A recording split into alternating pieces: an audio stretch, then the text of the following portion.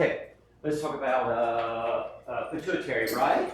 The master gland, right? The master gland, the pituitary, right? Kind of up in here behind your eyes, up above your soft palate, right? It's called the master gland because there's so many hormones that are secreted by it and it controls so much, okay? Now, we talked about it's really two separate glands, kind of, right? You got your anterior and your posterior pituitary, right? And your anterior pituitary is called the adeno. Adeno means gland, glandular, okay? The posterior is called neuro because it's really and truly part of your brain, right? Remember up here we got hypothalamus, and hypothalamus controls autonomic nervous system, which I always says is the automatic nervous system, all that stuff you don't have to think about. Heart rate, respiration, temperature, all that stuff that keeps us in homeostasis, right? And what happens is these hormones come down and are made up here and drip down the nerves and such and are released. There's blood vessels all around this, and the hormones are released into the blood vessels. Okay?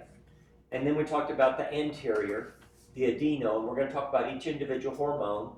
And let's talk about one thing that I forgot to mention. Okay? Very quickly. Yes? Growth hormone, right? Again, hypothalamus is going to control this, right? But actually, from your brain, there's a growth hormone releasing hormone. There is a ACTH releasing hormone. There is a follicle stimulating hormone releasing hormone, lutein, for all of them. Okay? I didn't list those because what you need to know is these hormones and not the hormones that make them be released from here. But anyway, which come from higher up. Okay? So just realize, like growth hormone. There's a growth hormone releasing hormone, growth hormone GH, growth hormone releasing hormone GHRH. Okay? And so just wanted to mention that there are hormones from the brain that cause and stimulate the release of these hormones. Okay? And we're going to talk about each one of these. Okay? Number one, oxytocin. Some people say oxytocin, however you want to say it, right? That's the cuddle hormone, the hug hormone, the bonding hormone, right? It also lowers your blood pressure, right? It also starts the letdown reflex where ladies, right? They put that baby up to their breast and they feel that and oxytocin is released, the mothering hormone, and milk is let down so the baby can feed. So oxytocin, very important. It's also couple bonding, right? Couple bonding, yes? Now, the other one from the rear is ADH, anti-diuretic hormone. And everybody knows diuretics make you pee. Anti-diuretic, the opposite. How does it do that? Okay, how does it do that? It does that by making our kidneys save the sodium. If we save the sodium is salt, right? Sodium chloride, salt. Yes, table salt, yes. And so when you eat a bunch of salty stuff, like chips, you get thirsty, right? Salt draws the water. So what happens is if we save the sodium, we save water. And when that happens, our blood volume will go up. In our brain, hypothalamus, osmoreceptors, right? Osmo for osmolality, basically the concentration. How salty is your blood? If you get sweat, and the water volume of your blood goes down, your blood gets saltier, right? And so the osmoreceptors note that and make us thirsty, so we will drink to get our blood volume back up. Two, if we cut ourselves and we spurt a lot of blood out and we stop it, then that's going to be noted, right? Our blood volume is going to go way down. And we'll get thirsty. That's why I said in all the war movies, they're like, I'm thirsty. A guy gets shot in the gut and you give him water, he's just going to bleed faster. It's not a good idea. But anyway, okay? Anyway, oxytocin, antidiuretic hormone. Make sure you get that. Reabsorb the water, decrease urine, and you reabsorb the sodium, Na+, sodium, okay? Those are the only two from the back. Anything else from the front, right? GH, growth hormone, yes? Growth hormone, guess what it does? It makes you do what, Dawn? Bingo, it makes you grow, yes? You get bigger. Bodybuilders want a lot of growth hormone, right? Young men like this guy here got a lot of growth hormone. Do I have a lot of growth hormone? No, I was always deficient, that's why I'm scrawny. But anyway, young guys like that got a lot of growth hormone. If they lift weights, they'll secrete more growth hormone, right? And get bigger. TSH, thyroid, okay, pardon me. Okay, too much growth hormone, 7 feet tall, giantism. Oh, by the way, if that growth hormone comes on too much after the epiphyseal plates in your arms and your legs are made, then you won't be super tall, but your knuckles will get really big and huge, and your jaw, right? And that's called acromegaly, right? Okay? Now, too little to be a dwarf below 4 feet tall, okay? Growth hormone, somatotropin, your body, tropin, tropic, that means get bigger, get stronger, all that. The opposite of that is stat, somatostatin stops it, okay? Increased fat burn, increased fatty acids, right? The fats in your blood will be higher. It is an anabolic hormone. Growth hormone is anabolic, anabolism, to make you big and strong, right? Okay. Thyroid stimulating hormone, TSH, right? And again, you got TSH releasing hormone coming down that causes the release of thyroid stimulating hormone. Every cell in your body got to have TSH. And you'll be real scrawny if you don't have TSH. Your thyroid's not going to work right. T3 and T4 will be down. And we said if that happens in children, they'll be little bitty short babies with a big fat neck and the big jowls. And they have a particular look at their face where their tongue kind of is real protuberant, okay? And if you let that situation go on very long, they will be retarded mentally, okay? Slow down mentally. However, if you treat it, then the brain normal, great, okay? Years ago, they didn't know how to treat it or anything, but anyway, okay? Adrenocorticotropic hormone, we're going to talk more about that. That deals with the adrenals, right? And we said the adrenals, there's outer layer, zona reticulata, I forget the other two, forgive me, but anyway, we're going to talk about that. Mineralocorticoids, right? Aldosterone and about 14 others, and the glucocorticoids control the sugar, and the gonadotropins, right? Control gonads, right? Okay. Follicle stimulating hormones. Again, it's going to make the Leydig cells in the male testes produce not estrogen, testosterone. It's also going to cause the lady, right? Once a month, one of her ovaries, one will get picked out, and that is the ovum that's going to develop, and she's going to ovulate that one, okay? And such, right? Luteinizing hormone. Again, has to do with sexual reproduction and such, and stimulating that and the milk and all. And PRL, prolactin, lactation, breastfeeding is lactation, right? Producing milk, I should say more specifically, is. But anyway, right? Lactation, okay? So,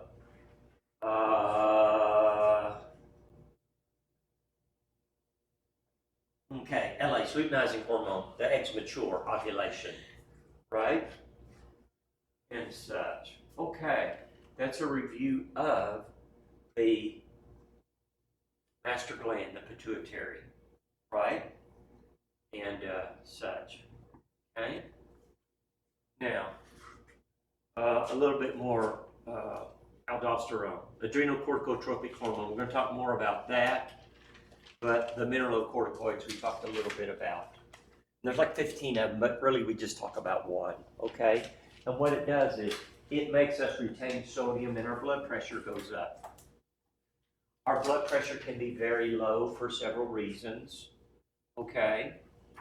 And so when our blood pressure is low, our body compensates by aldosterone from the adrenal gland. Remember, the adrenal is a little kind of triangular gland sitting right up on top of a kidney, right? Pardon me, kidney shaped like that, and adrenal shaped like that, and the outer part, the three layers, the three zones, right? And that's mineralocorticoid, glucocorticoid, and then gonadotropins, okay? Anyway, aldosterone. If you save the sodium, that's going to cause you to save the water, and that's going to increase your blood pressure. What is the main determinant of what your blood pressure is? How much water you have in your circulatory system, your heart, and all the blood vessels, okay? And again, we said the first blood pressure drugs, what were they? Diuretics, and made you go pee and urinate. And as you urinated and you got rid of liquid, guess what? You had less liquid in that circulatory system, and ergo, therefore, your blood pressure dropped down, okay? And that's the way they work. But the side effect was, you know, you're urinating a bunch, okay? Okay, and again, we talked about the anti-aldosterone, and that is ANP, atrial natriuretic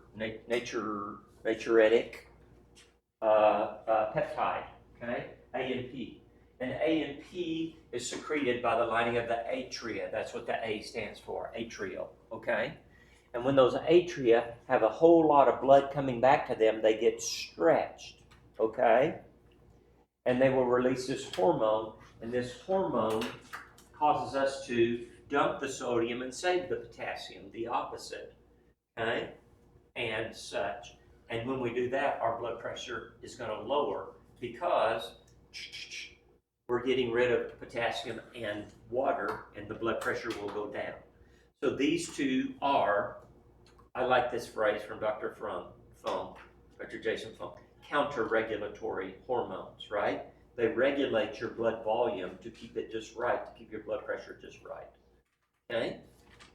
So anyway, we're going to talk more about the the adrenals tonight, okay? Yes. Okay. Let me erase a bunch of this now.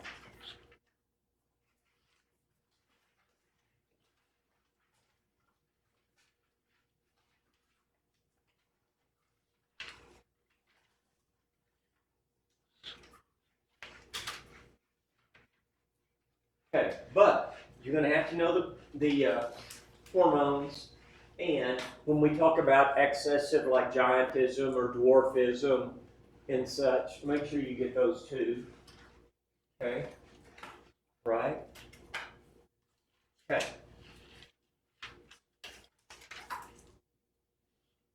Okay, back to the adrenals, right? The zona glomerulosa, fasciculata, and reticularis, the mineralocorticoid, the glucocorticoids, and the gonadotropins, okay? So let's talk about from the outer layer. Well, I just drew it, now I just erased it, right? Let's talk about from the outer layer, right? Right, those are the mineralocorticoids, these are the glucocorticoids, and this is the gonadotropins, right? And this is the medulla. And that's the catecholamines. We'll talk about that too. Epinephrine, norepinephrine, right? And this is more the glandular, and this is more the relating to the nervous part of it. Okay? Okay. The mineralocorticoids regulate sodium and potassium in the extracellular fluid. Sodium is the most important cation in the ECF. The amount of sodium in the body determines the volume of the ECF. ECF meaning extracellular fluid, okay? Right? Remember, that cell also called interstitial fluid, right? Remember, here's your cells, and your cells are kind of bathed in fluid around. That's interstitial fluid or extracellular fluid. Technically, blood plasma, water in the blood is also part of your extracellular fluid, but we'll talk about that at the end of this course, okay? Okay. The mineralocorticoids, again, the main one we're just talking about there is aldosterone, yes? Okay? And aldosterone from the adrenal, the cortex, but also to your kidneys, okay? Pardon me, cardiovascular organs. Your heart can secrete some of that too, in very small amounts, aldosterone, okay? Now, the big thing about aldosterone is we talked about the renin, angiotensin, aldosterone mechanism, right? And what is that? It's a very important mechanism to control our blood pressure, right? When the blood pressure goes too low, the glomerular cells in the kidney give off renin, and renin acts on angiotensin. Angiotensin is a plasma protein. It's a protein substance floating around in your blood, and the renin cleaves it, splits it in half, and that starts a cascade. Da da da da da da da da. Okay, and when that happens, it results in it stimulates the release of aldosterone. Okay. And the aldosterone we talked about, save the sodium, which makes us to save the water. And when we save the sodium in the water, our blood pressure is going to go up, right? Okay, now, okay, I'm going to ask you, hyperaldosteronism. What would be your signs and symptoms of hyperaldosteronism? As in, I got a tumor and I got too much aldosterone. What would that be? What would that make you? What would that do to your blood pressure? What would that do to your fluids? All of that. Rise? Pardon me? Make them rise? I couldn't hear you. Make them go up? Okay, make what go up? Your blood pressure? Exactly, yes, right? You save sodium, you save water. If you keep saving sodium and saving water, you retain more water, right? You get puffy, you get edema, and your blood pressure way up, and your heart may pound, right? And such. And so, hyperaldosteronism, too much of it, normally a tumor of the outside the cortex of the outside here. Normally a tumor out here. Yes. I had a student many years ago, a young woman, mid-30s, and that's what they were checking her for because her pulse was always pounding, her blood pressure was way high, and she had no family history of severe essential hypertension or anything like that, and so they were wondering if maybe she didn't have one of these, right? Okay. Now, there's another one too, pheochromocytoma, where you have the medulla, a tumor in the medulla, and you get too much epinephrine and norepinephrine, and you're wired all the time, right? Yes, and that's called pheochromocytoma. We'll talk about that in a minute. But anyway, hyperaldosteronism, very critical. But the thing about this renin-angiotensinogen aldosterone pathway is many of the drugs target this pathway to lower your blood pressure, okay? One class of drugs is called ACE inhibitors, and that is for angiotensin converting enzyme, I believe. I'm not a specialist on the blood pressure drugs, believe me. But anyway, ACE inhibitors works on this pathway, okay? They try to interfere with that to lower your blood pressure, okay? Okay. Now, remember too, with aldosterone, we're going to save the sodium and we're going to get rid of the potassium. Yes? If our potassium gets too low, we will make adjustments and decrease aldosterone. And when we do that, then we will get rid of that sodium, we will get rid of that fluid, but we will save the potassium, right? They kind of work opposites, right? Remember, sodium wants to run in the cell. When those channels are open and the potassium runs out, the sodium-potassium pump, we talked about that in chapter 1. But anyway, okay? So, okay.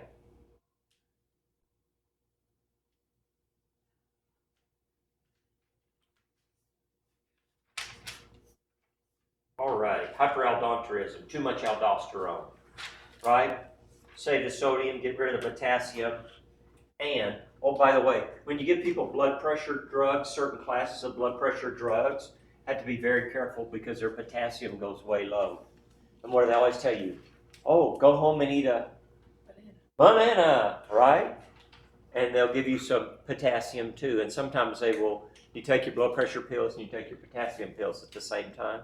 Because when your potassium goes low, you just sort of like this. You just want to lay on the couch and not do anything. You're just super fluid, tired, lethargic, okay? That's what happens, okay? Now, this second layer here, right? Let's talk about the glucocorticoids. Glucocorticoids. The glucocorticoids, right? Yes? Okay, we got cortisol, hydrocortisone, cortisone, corticosterone, okay? Right? Yes. The only one that the human body really makes much of is cortisol. Cortisol, you've heard of that. Cortisol is a stress hormone, by the way, okay? And what it does is it raises blood sugar, right? If I get stressed out because the Indians are coming and I'm going to have to fight them, I'm going to need some blood sugar, right? Because I may have to run. See? Cortisol. People that are under chronic stress, too much cortisol, okay? It's normal to have cortisol. We all have it every day. It takes a cycle throughout the day, right? Now, I'll mention too, first thing in the morning, fasted, that's when we want to take our blood sugar, right? But here's the thing. An hour or two before we wake up, right? Our body is like, okay, we have to get ready for the day. We got a lot to do today, and cortisol goes up. Okay, whatever. There we go. Cortisol goes up, and that's a normal phenomenon, and that raises our blood sugar. So when we first get up in the morning, that's part of the reason we take the blood sugar there, fasted. Okay? And again, that's called the dawn, D-A-W-N, dawn effect.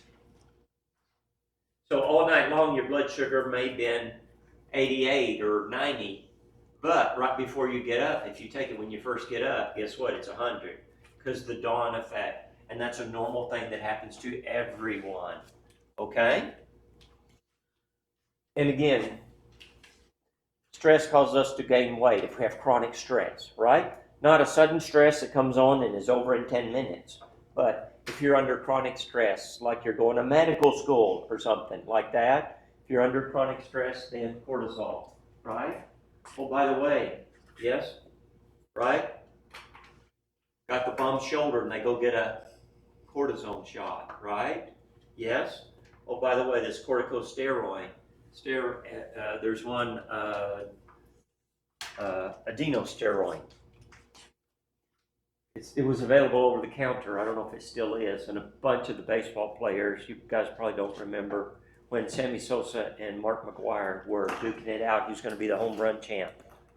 and such, right? And so they were on that to try and up their testosterone, okay?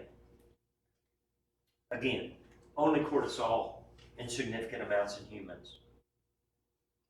Proper amounts of glucocorticoids promote normal functions, and too much depresses cartilage and bone formation, right? It inhibits inflammation. You get a cortisone shot, the inflammation goes down quickly, okay? It depresses the immune system. If you're on steroids, you have to be very careful. You can get very sick very quickly because your immune system is depressed, okay?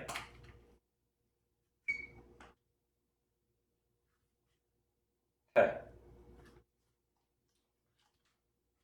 Now, as far as the glucocorticoids, we need to talk about two things. Number one, Cushing's syndrome.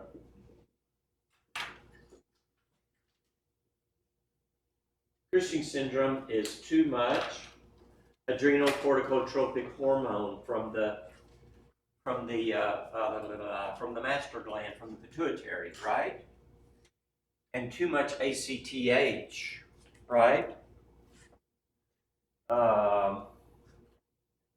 It can be from two different places. Number one, Cushing syndrome can come from if you have a tumor on your pituitary, or it is also common when a person develops cancer. The cancer will metastasize to other places, and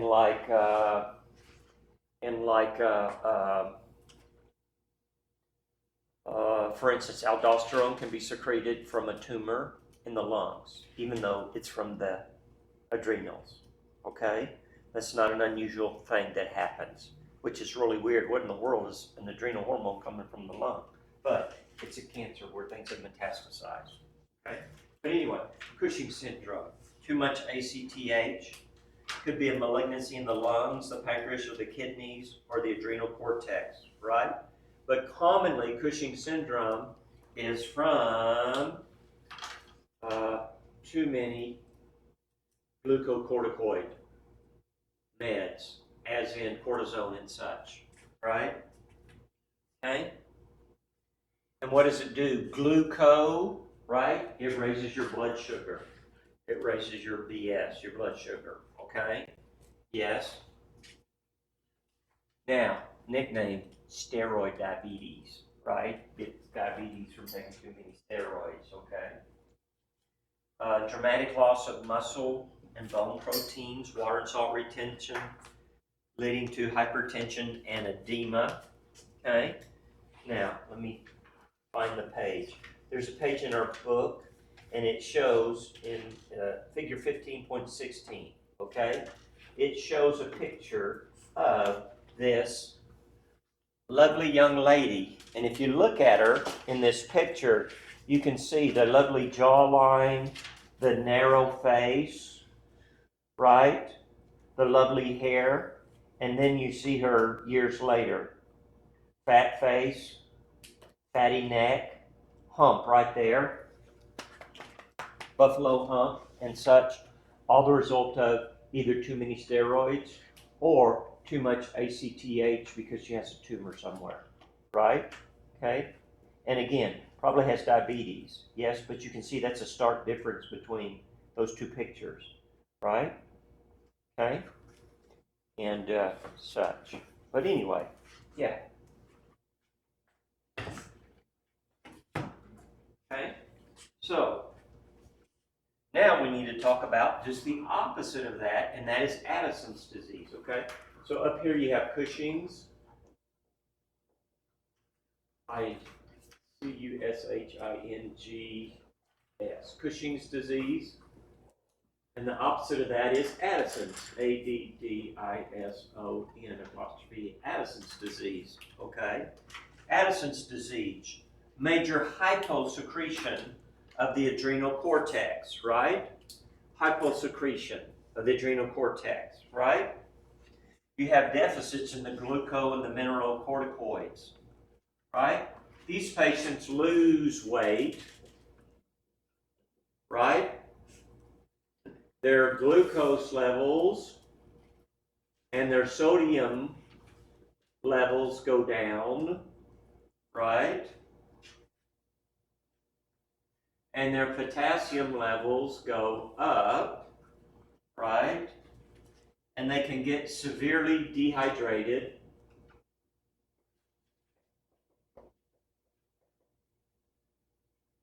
Hypotension, right? Yeah, hypotension. Hypotension. Hypotension, they're not saving any of their sodium if they're getting it all out. And the opposite of this, Cushing's, you're going to gain weight. Your blood pressure is going to go up. Your BS, your blood sugar is going to go up, right? And you're probably going to have edema, right?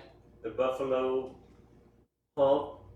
Whereas these people may lose weight, right? Oh, by the way, these Addison's people, yeah, they don't tan very well either, which is interesting, okay? Okay, but anyway, just basically the total opposites. Cushing syndrome, right? You get diabetes. Could be a tumor, or the doctor gave too much cortisone, okay, hydrocortisone, right? Hydrocortisone is a very powerful drug, and you have to really be careful with it, okay?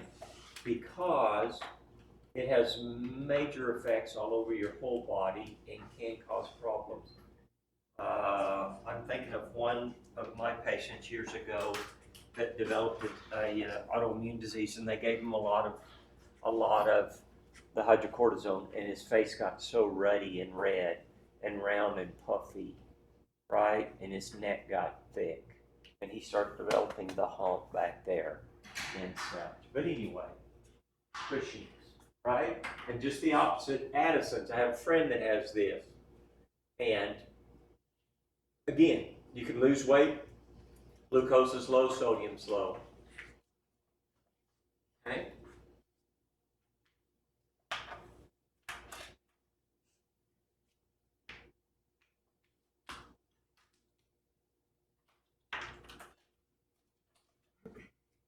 Okay. Now, the third layer here. Let's talk just a little bit about the gonadocorticoids. Okay.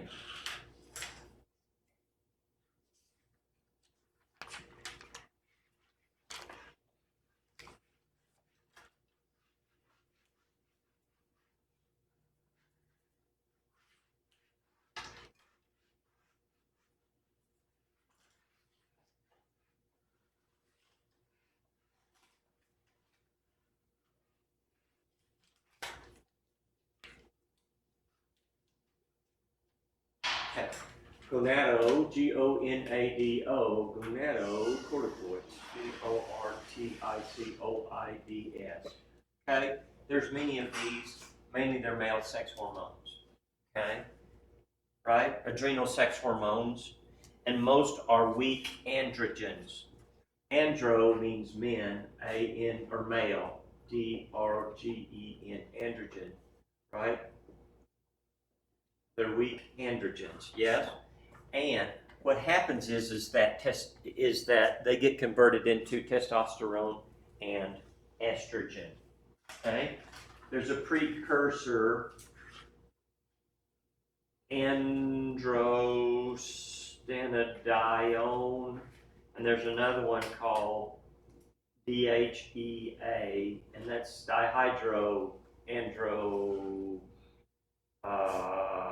stenedione. Okay, this DHEA, that's the one that the ball players were taking a bunch of. It's basically a precursor to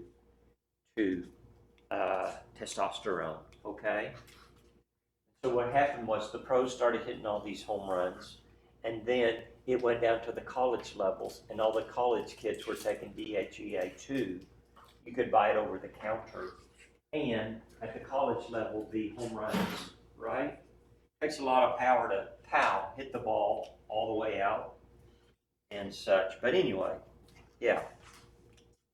If you get too much, you have a tumor. You can have adrenogenital syndrome, which means masculinization, right? You heard about the lady at the freak show, the bearded lady? Yeah, it's not a joke, okay? But anyway, okay? Okay. Now, let's talk about the adrenal medulla right here, the adrenal medulla. Yes? The adrenal medulla is very sensitive to nervous intervention, right? From the nervous system, yes? And it's going to secrete the catecholamines, catecholamines. The catecholamines are epinephrine,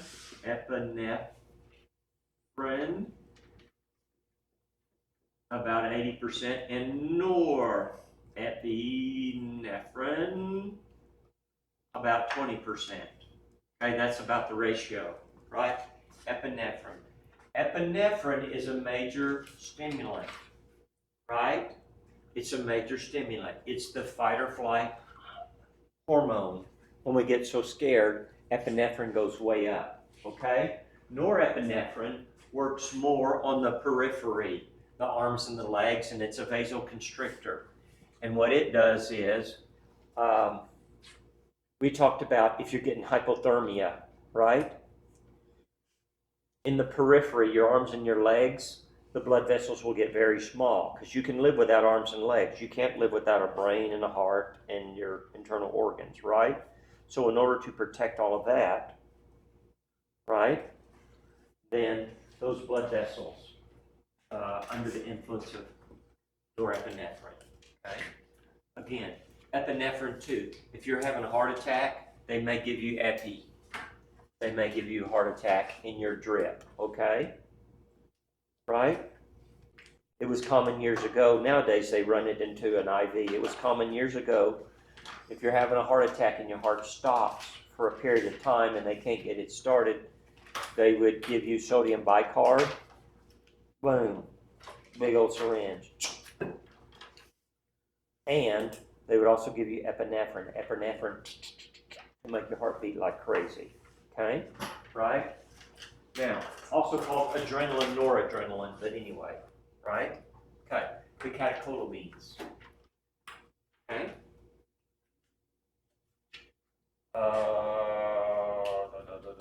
Okay, adrenal medulla produce the catecholamines.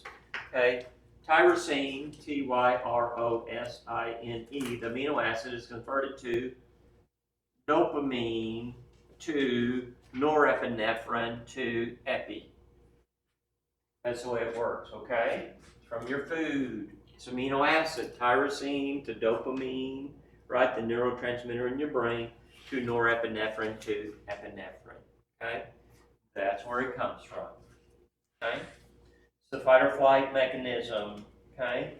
Let's talk a little bit about epinephrine or adrenaline versus noradrenaline, norepinephrine. Epinephrine stimulates metabolic activities.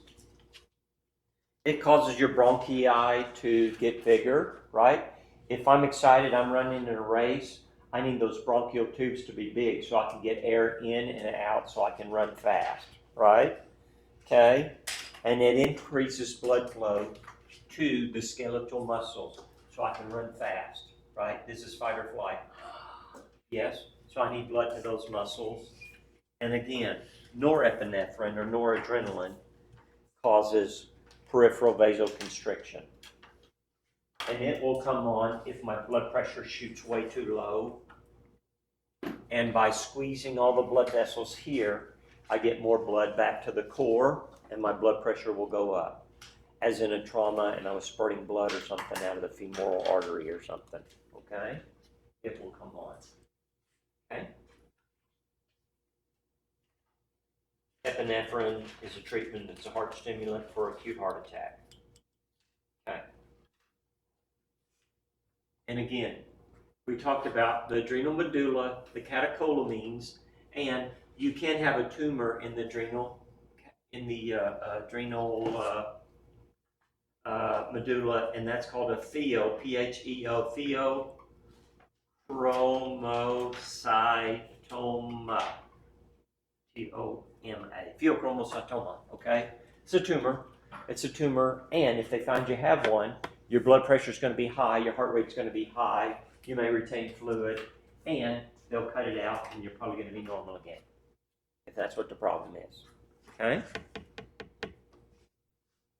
Okay.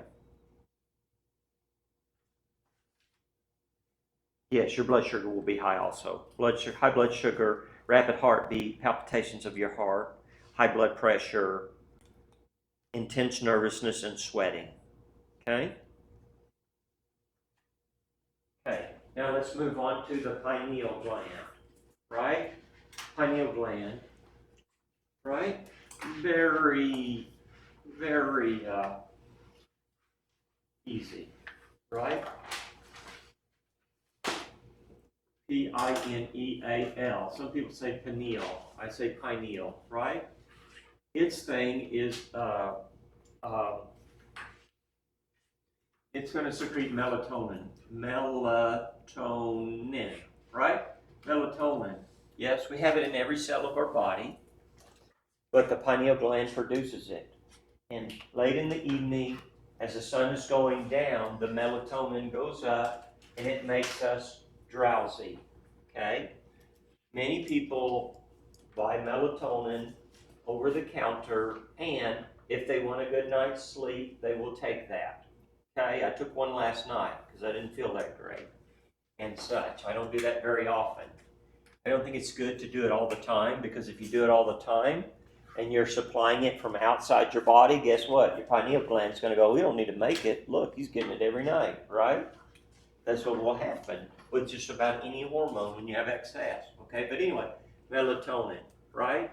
And again, don't think you got a big test tomorrow and you're going to take melatonin, it's going to knock you out. That's not going to happen. If you're under stress, you're under stress, okay? However, melatonin is very helpful, and it does help people get drowsy and go to sleep. And again, I just don't recommend you take it every night, just every once in a while. Or like when you're traveling sometime. I traveled like 24 hours. It was very stressful, and landed in London. And as soon as we landed there, it was like 8 o'clock in the morning. Yeah, and they took us sightseeing all day long. Can you imagine how exhausted I was by that night after being up for 24 hours? I remember one of the other parents, he was a heart surgeon that was on the thing, and we were on the boat ride on the Thames, and he couldn't keep his eyes open. It was so funny. But anyway, okay? Now, very, very important too, I want to also talk about melatonin right? We're going to talk in a future chapter 22 or 23 about the mitochondria, right? Remember, the mitochondria looks like a little potato. That's the way we draw it. And that's where we make ATP. And that's the powerhouse of the cell, right? When we make ATP, we give off what's called reactive oxygen species, right? Yes? If I start my motorcycle and ride my motorcycle, I get exhaust gases coming out the tailpipe, right? In the same way, when I make ATP, I get reactive oxygen species, okay? Guess what helps to get rid of that? Melatonin. Guess what helps us to make melatonin?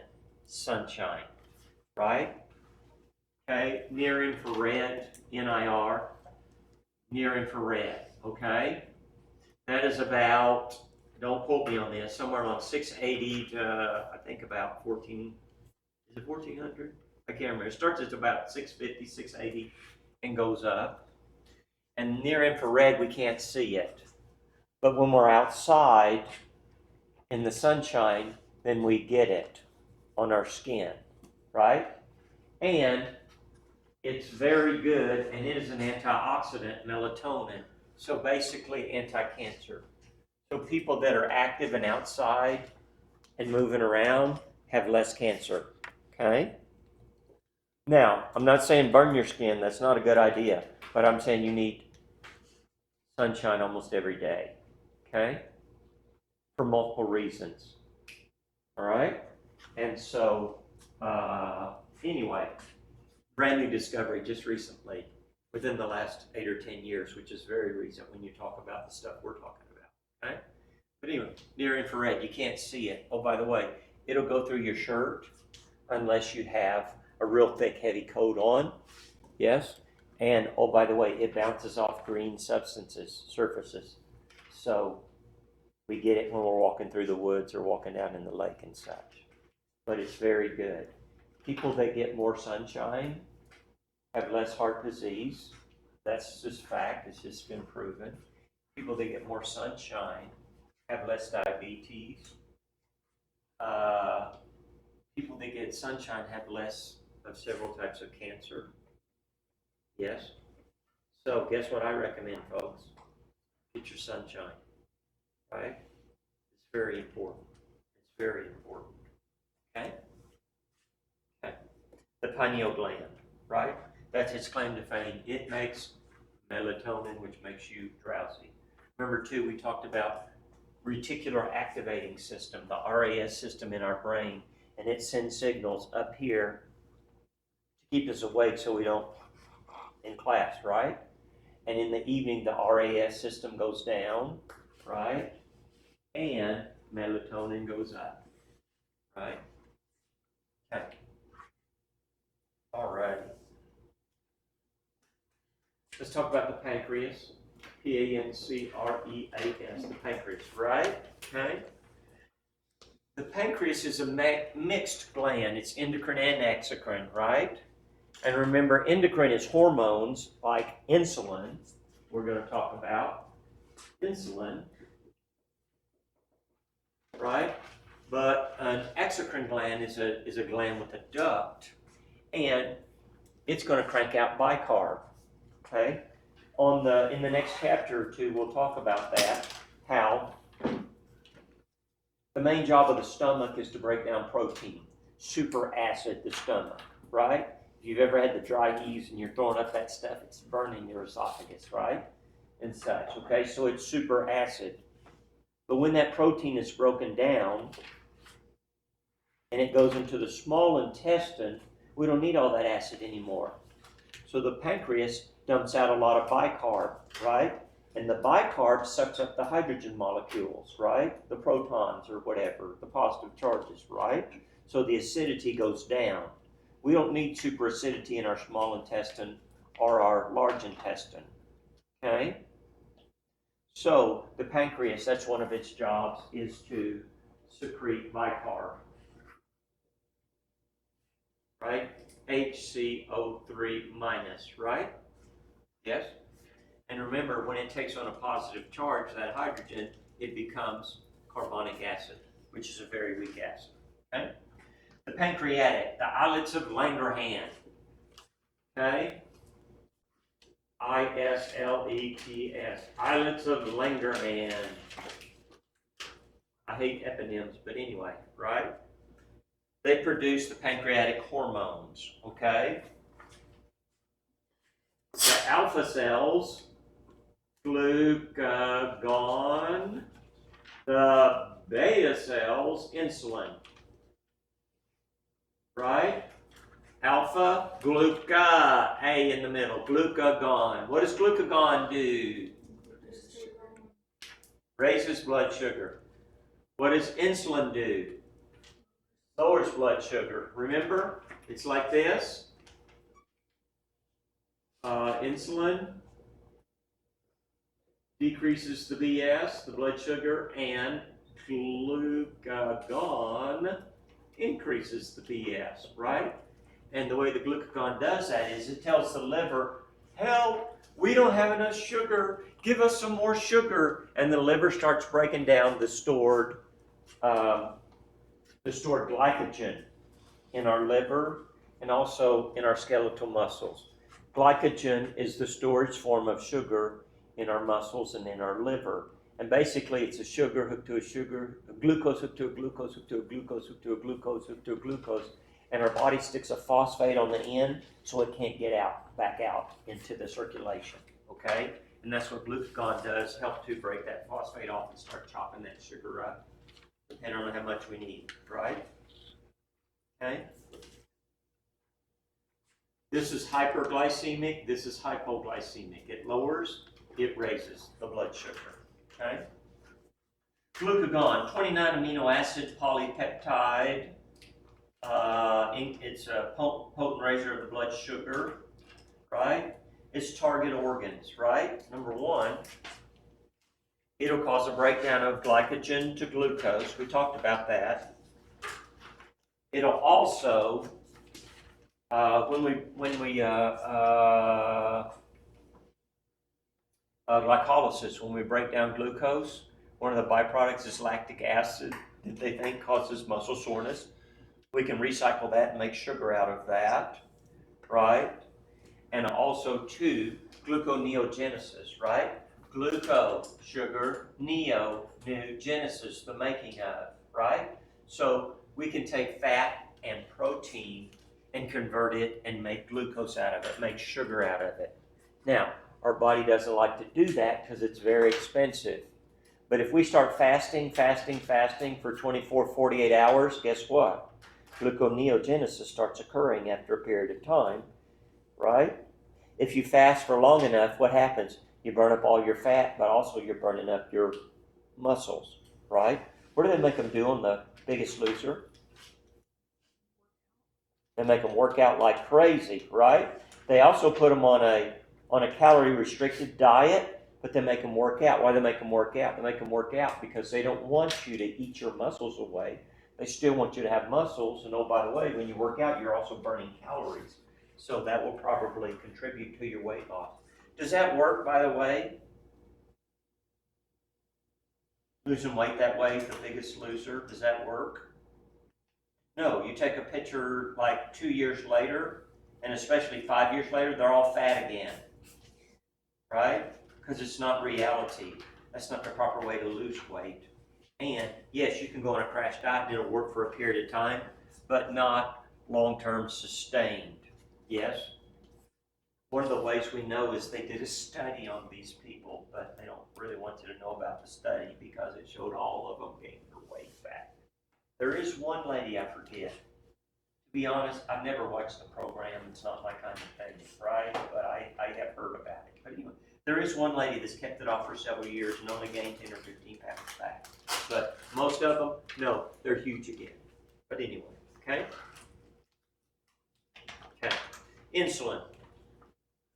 Insulin. All I want you to know about insulin is that, or the most important thing is that it lowers blood sugar. Okay? Now, I'm going to tell you right now the 3 ways that it lowers blood sugar, but you don't have to memorize those, okay? Number 1, it enhances membrane transport of glucose, right? Here's a cell membrane, right? And, right, it enhances transport of sugar into the cells. It gets the sugar into the cells, right? It also inhibits Glycogen. It also inhibits the glycogen, breakdown of glycogen, right? And remember, we store glycogen mainly in our liver and our skeletal muscles, right? And runners, right? I used to do a lot of half marathons, and you run a half marathon, and me, about an hour and 15 minutes into it, it gets really hard to run that last 15 minutes unless you're drinking some glucose drink, right? Because you have about maybe 200, maybe 225, maybe even 250 if you're a trained athlete of glycogen, and that'll last an hour and a half. But after that, you've heard of runners, they bonk at the end of the marathon. Ka-ching. Yes, it has to do with that. And no gluconeogenesis, right? Right? No gluconeogenesis. Your body doesn't, it prevents you from making sugar from other sources, okay? And such. See, with blood sugar, number 1, our energy needs are met. And then after our energy needs are met, then we top off our glycogen. Yes? Oh, by the way, that's why if you exercise for 20 minutes, you're not losing any weight. Right? Because at the very beginning, you're burning your blood sugar, and then you eat a meal and your blood sugar goes back up. and the amount of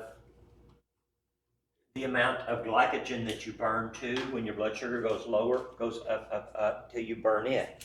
So after the exercise, if it's not very long term, then you eat, your blood sugar goes back up, you top up your glycogen again, and guess what? You didn't lose any weight, and you sure didn't burn any fat.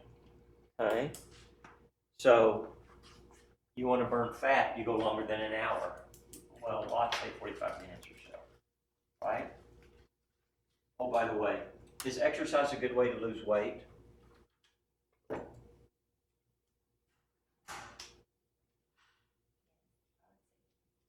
How many say yes? No. Okay? Yes, you can lose some weight, but if you exercise a bunch, it makes you hungry and you eat more. Trust me, I know. I tried losing weight that way. Okay? There are no long-term studies that show exercising will make you lose a lot of weight. Now, exercise is one piece of the puzzle. And I am very pro-exercise, but don't think you're going to exercise and you're going to lose a bunch of weight. It's not going to happen. Okay? People that lose weight and they leave it off for long term, like 5 years, they're doing studies on people like that. And people that do that, what do? They change primarily what goes in their mouth, and yes, they exercise. They will take their nice walk for 20 or 30 or 40 minutes a day, right? And on the weekends, I'm real bad about this. On the weekends, we eat a lot more crap, don't we? Or I do, right? Can you say La Spinola? Right? See, that's one of God's gifts to us is Mexican food, by the way. I'm just like a fan, okay? Yes? So, can't stay away. So you'll see me over there because I love it. But maybe once a month, okay? So, people change their lifestyle. They change what they put in their mouth, they exercise, and they have realistic goals, right? Okay? Now, I weigh about 160. My son that's the Marine, he weighs 215. He's not fat. He's a muscular guy. Should he weigh 160 like me? No. He has big arms. He has a big chest, right? He's got big fanny and thighs. You know, he's a powerful guy. I don't know what he can deadlift, but it's a bunch, okay?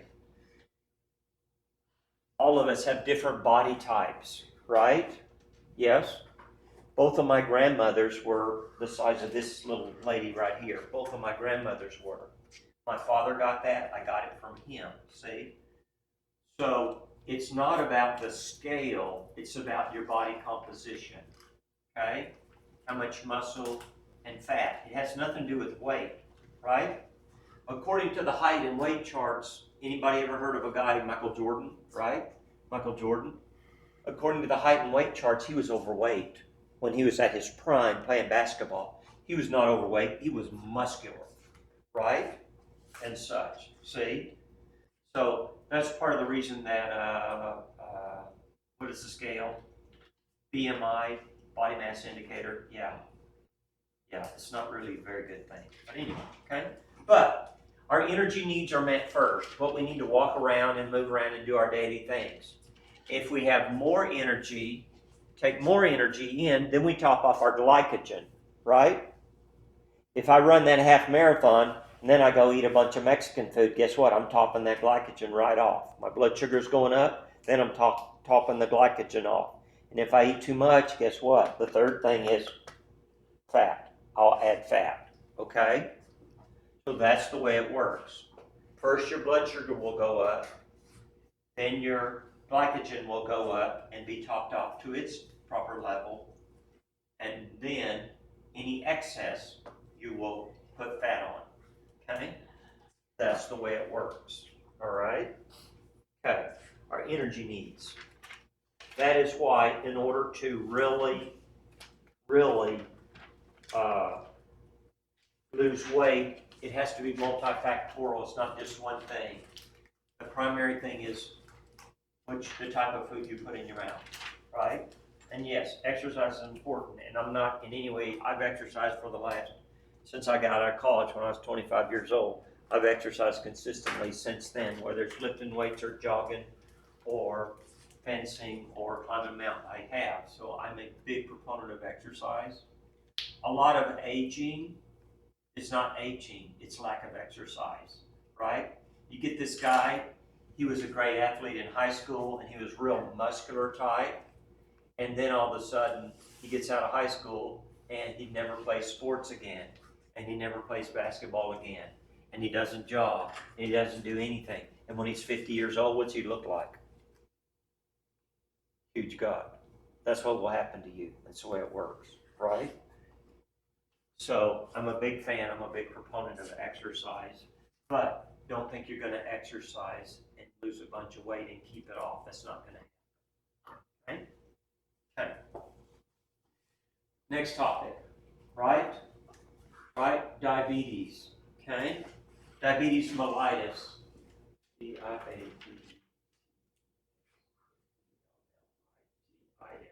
I talked a lot about this diabetes because, again, we're having an epidemic of it. And I don't want you folks to get diabetes, and I don't want your family to get diabetes.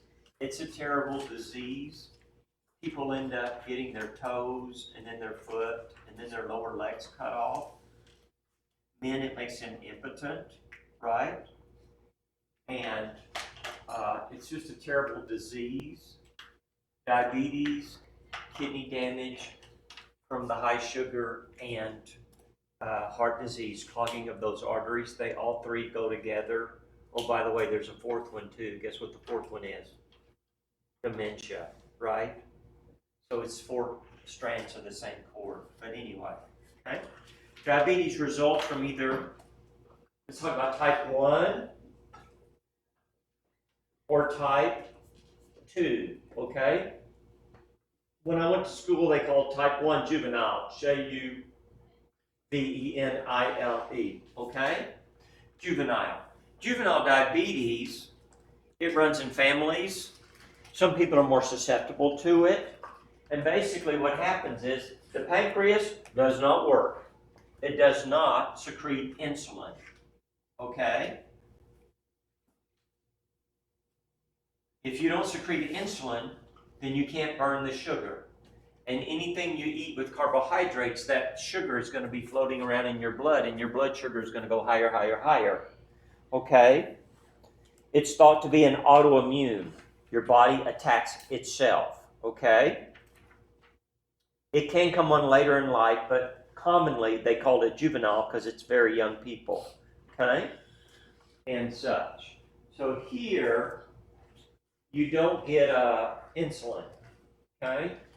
Now, I've seen pictures. There's one very famous picture, and it's this little girl, and she's a type 1 diabetic, and she's like 8 or 9 years old, and she's so scrawny and skinny, and they show her standing there like this.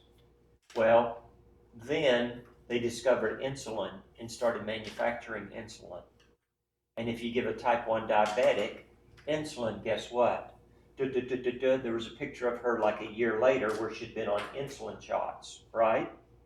And she looked like a normal child, whereas before she was so skinny and frail, right? So if you can't use the sugar, then you end up burning the fat. When you burn the fat, the end products are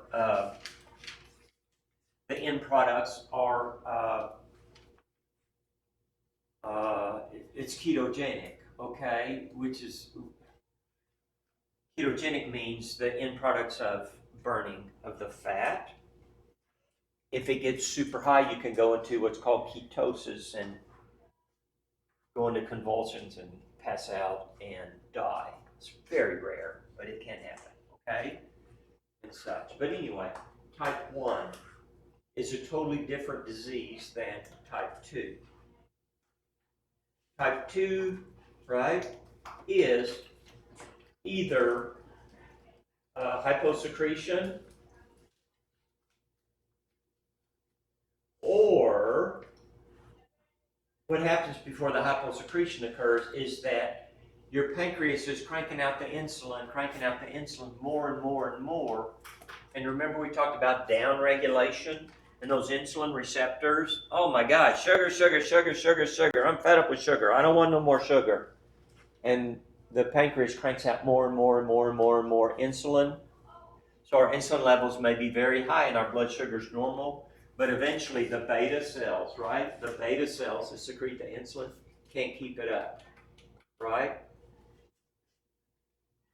I had a job one time working at this hospital, and I worked every day for 30 days in a row while I was going to college, all the weekends and all. And guess what happens after about 30 days? I get deathly sick and I'm out 4 or 5 days because I got so sick. The same thing will happen to you folks if you work too hard, too long, too many hours with not enough rest. That's what's going to happen. You're going to get sick, right? And such.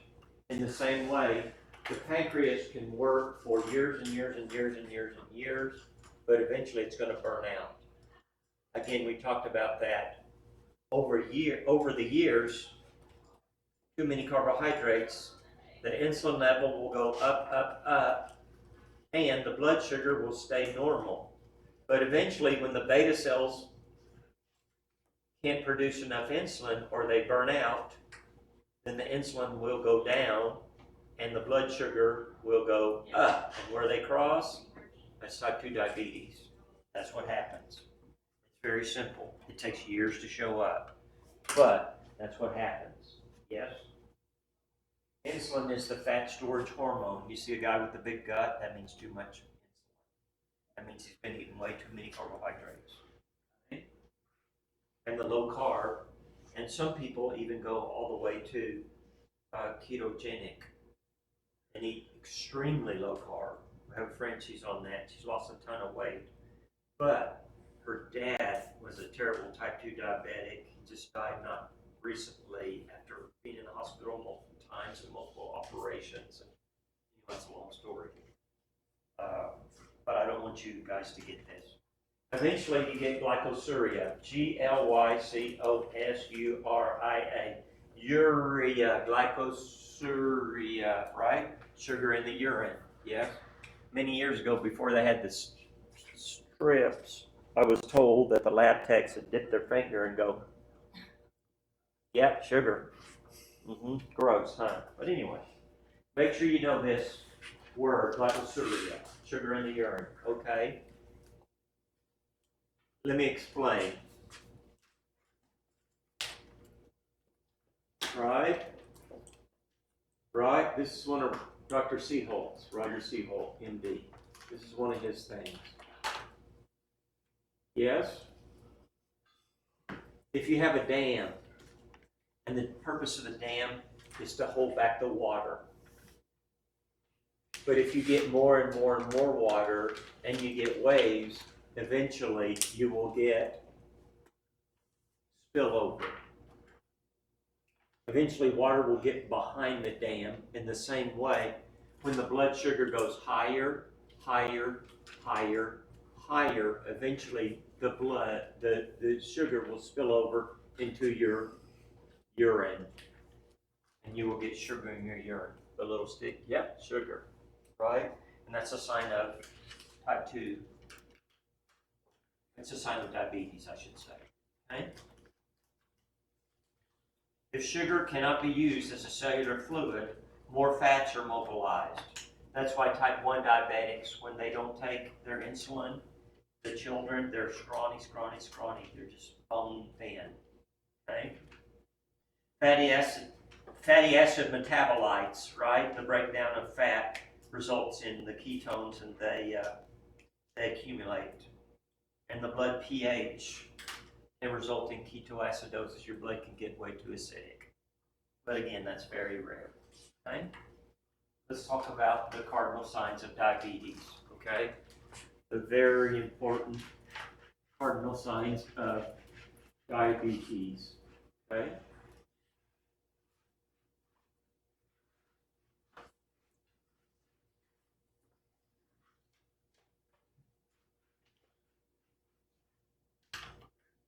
Saw one medical doctor. I watched one of his views, and he said, Oh, I don't have to do an insulin test. I just have to look at them. They got that big gut. They got too much insulin. He said, I don't need to measure it.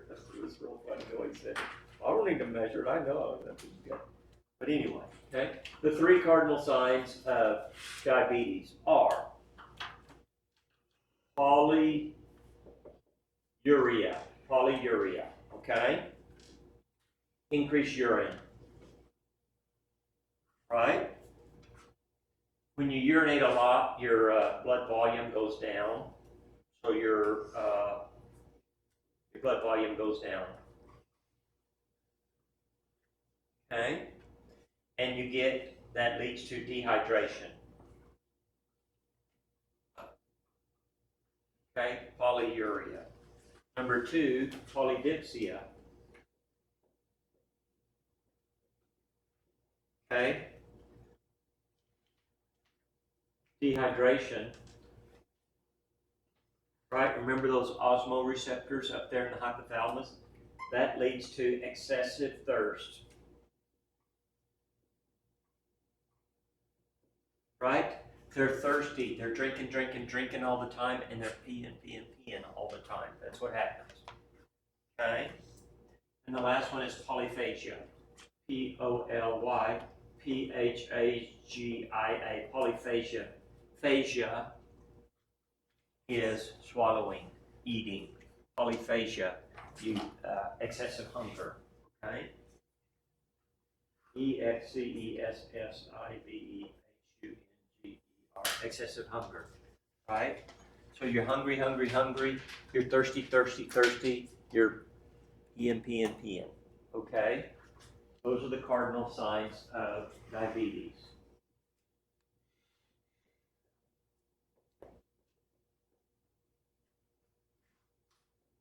Okay.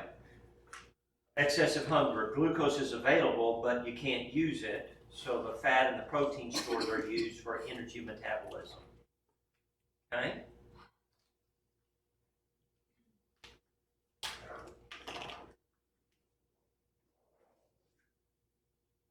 Now, certain people are much more likely or prone to type 2 diabetes genetically. Okay?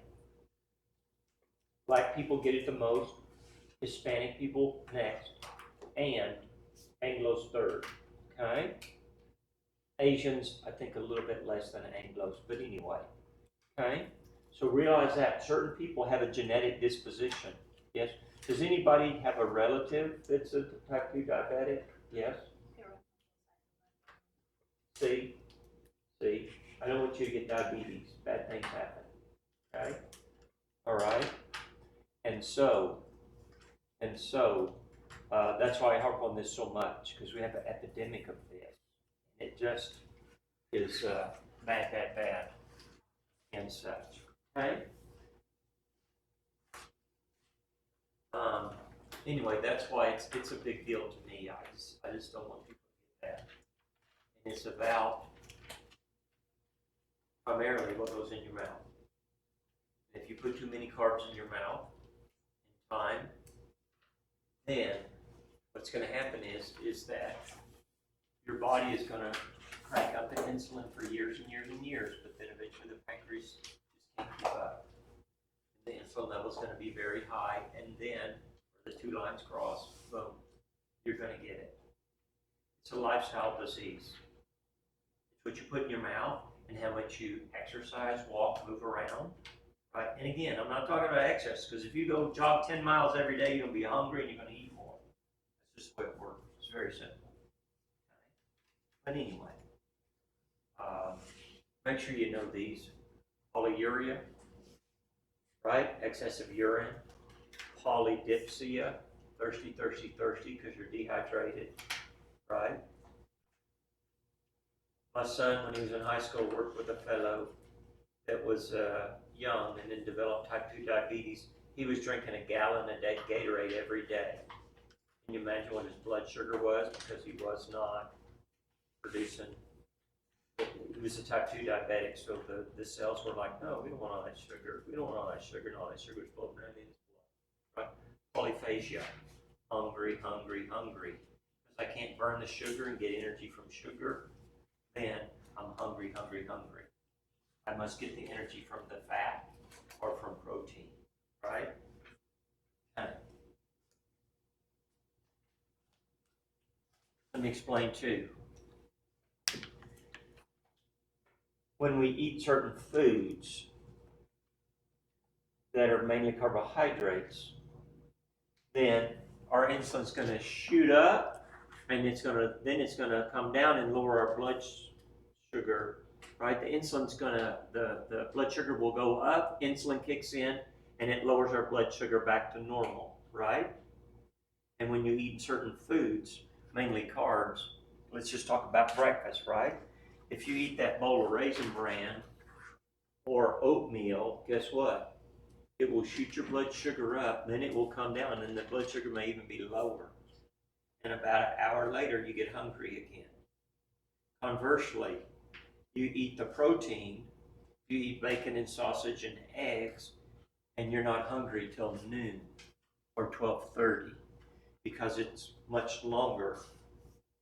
It takes much longer to break down the protein and the fat, okay? And that is why, do you know people, they gotta eat every 2 hours? Oh, I'm hungry. Oh, you got a granola bar? Oh, I'm hungry, right? They're sugar burners. Every 2 hours they gotta have some food or they get antsy, right? Yes, they're sugar burners. They're not fat burners. People who go for long periods of time, guess what? They're fat burners, okay? There's a metabolic switch, okay? That's not a technical term, but a lot of the technical guys are starting to use it now, okay? Benjamin Bickman, PhD from,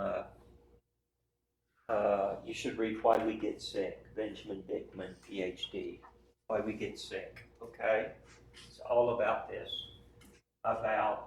he's an insulin scientist. He studies insulin. He probably knows more about insulin. He's one of the world's foremost authorities on insulin. Insulin does several other things besides just what we're talking about, raising the blood sugar, but anyway, okay, and such. And he talks about metabolic flexibility. Metabolic flexibility means if I eat carbs, then I can burn them and make energy out of them, but also too, I can also burn fat, and if need be, if I have to, protein, okay? And that metabolic switch where you go back and forth. Most people, your body wants to use the easiest source, carbs.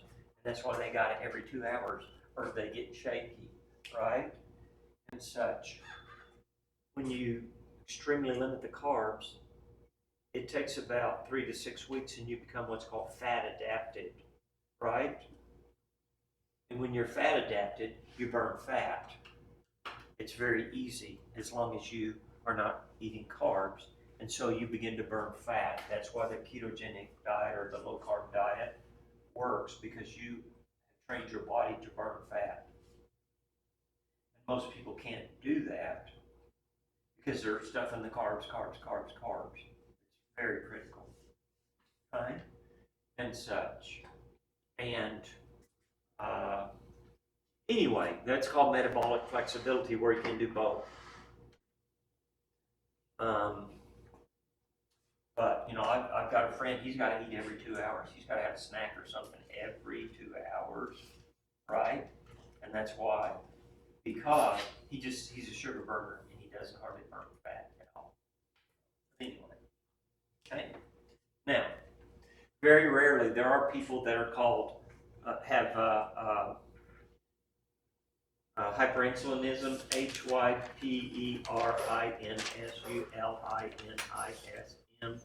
right?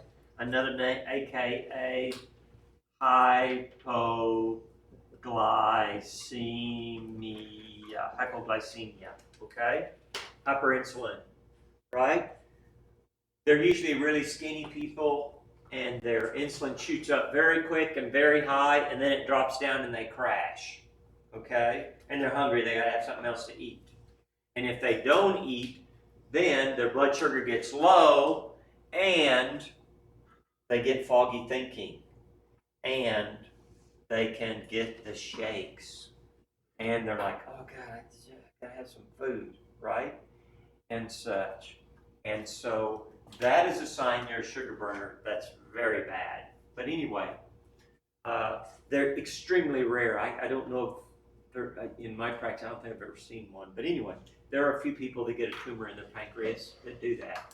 But most people, it's because they're not fat adapted, because they eat so many carbs. They're just used to eating carbs, carbs, carbs, carbs, carbs. And that's the easy way to do it. Yes? It's easier to jump on my scooter and drive up here to the school than walk 3 miles to school, right? So generally I'm gonna ride the scooter. In the same way, it's easier to burn sugar, sugar, sugar, sugar, as long as you're pumping sugar in, and it's much harder to burn fat. It's very hard to burn fat. But anyway, but you have to do that. You have to get yourself to be fat adapted. So, that. Okay? Anyway, now, hypoglycemia, yes? Oh, by the way, you can do the same thing if you give yourself too much insulin or too many diabetic meds. Okay? The signs and symptoms. It causes anxiety, nervous, tremors. Oh man, I gotta eat something. I'm getting shaky, right? Right? And weakness, right? When that insulin shot up real high and your blood sugar drops very quickly. Insufficient glucose to the brain causes disorientation. Okay?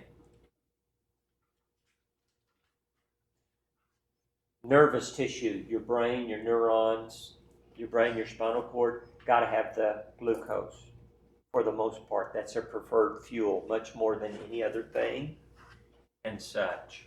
So, got to have that.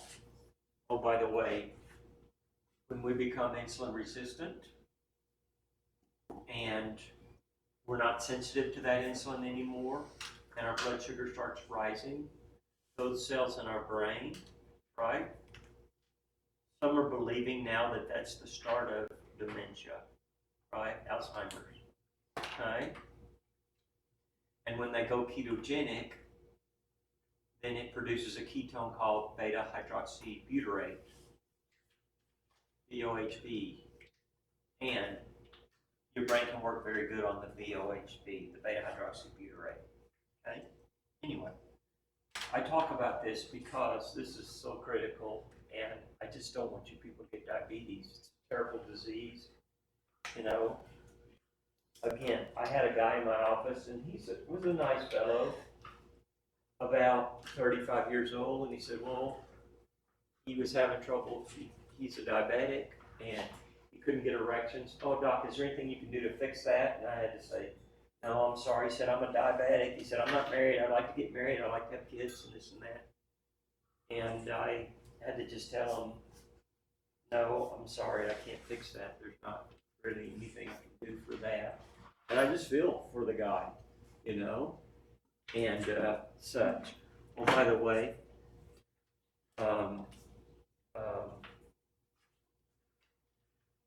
the most common reason that ladies can't get pregnant is, dang, I'm going to think of the name of it in just a moment, right? They carry excess body fat.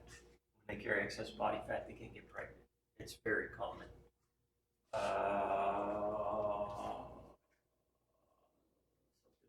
I'll think of it in a minute. I'm not an OB-GYN. Anyway. Okay, let's talk about leptin, L-E-P-T-I-N, right? Polycystic ovarian syndrome, PCOS.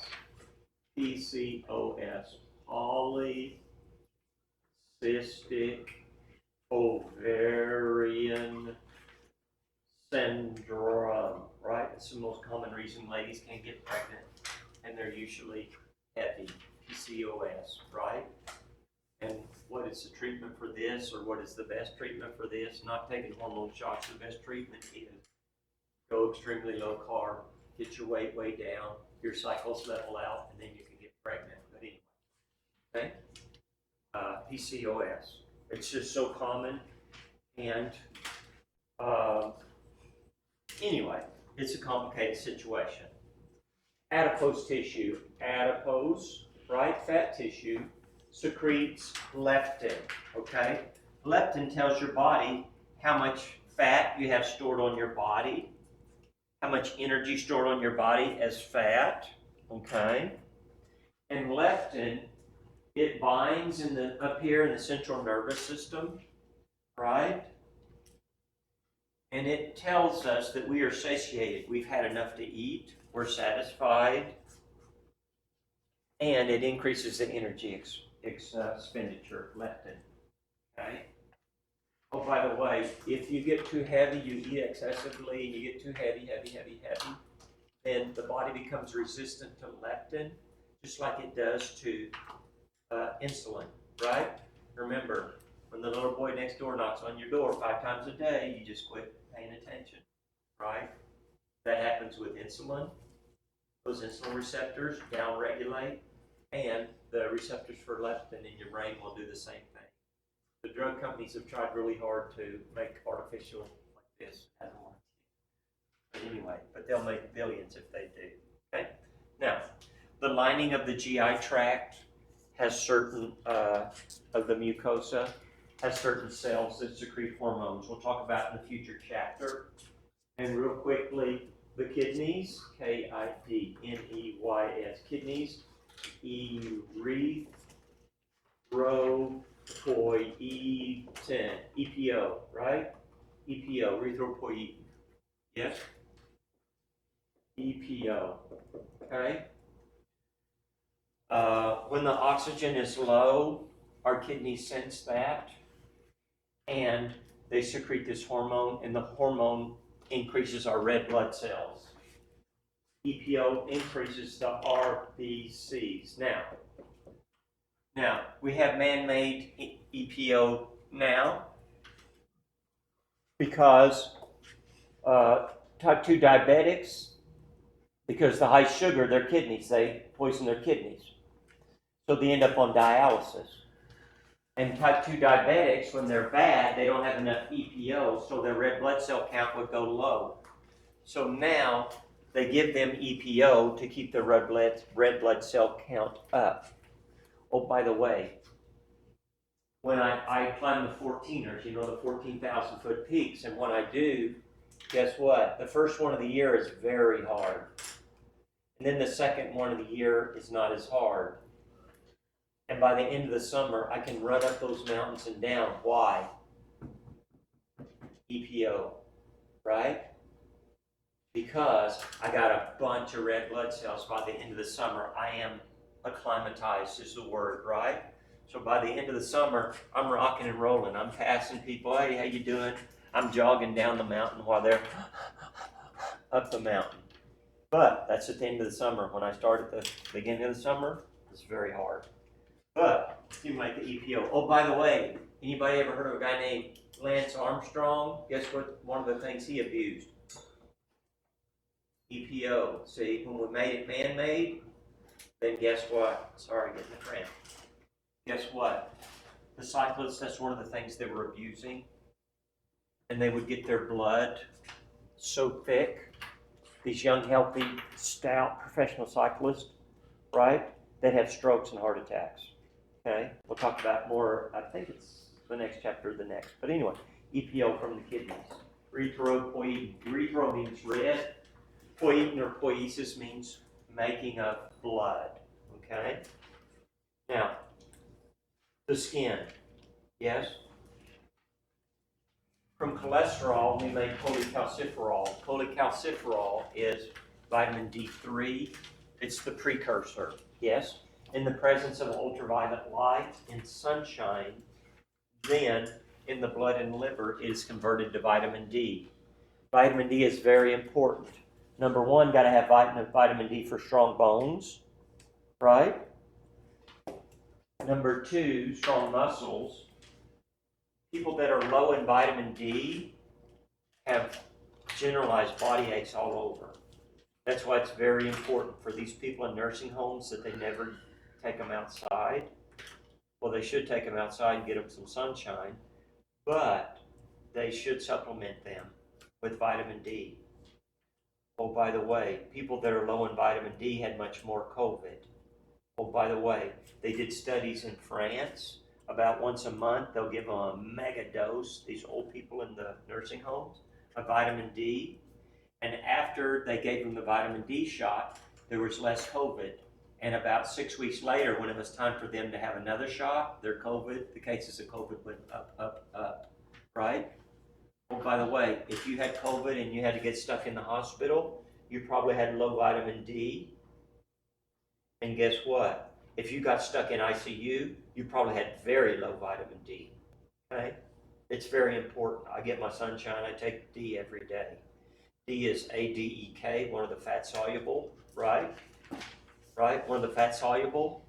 And at our latitude, with the tilt of the earth during October to about March, we don't make vitamin D because we don't get enough sunshine.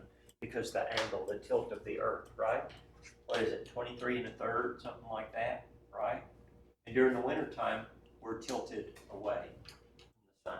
But anyway, it's a big deal. It's a very big deal. Cholecalciferol. I can't remember if I told you the story about the dermatologist that did research. He was from England, and there's much less heart disease in Australia. There's much more sunshine in Australia, and the people are outside more. England, the climate is much more gray and cloudy and not so much. And by testing their blood, he proved that. And then his hypothesis was, if you live in southern England, you get less sunshine. Therefore, there will be more heart disease. Southern is more sunny. And northern England, much less sunshine, and there will be more heart disease. And he took the country and he looked over the death certificates and they split it by postal codes, and guess what? Southern England, less heart disease. Northern England, more heart disease, just like he thought, right? And it was really interesting because he said, by day I treat skin cancer, right? And at night I'm a researcher, and I learned how important vitamin D is. If you don't get your sunshine, then you're going to have major heart disease and other problems, right? It's a big deal. It's a big deal, and it's so simple, and it's good for you to be out among nature. Yes? Okay, long chapter, huh? Geez, that was a long chapter. Okay? Now,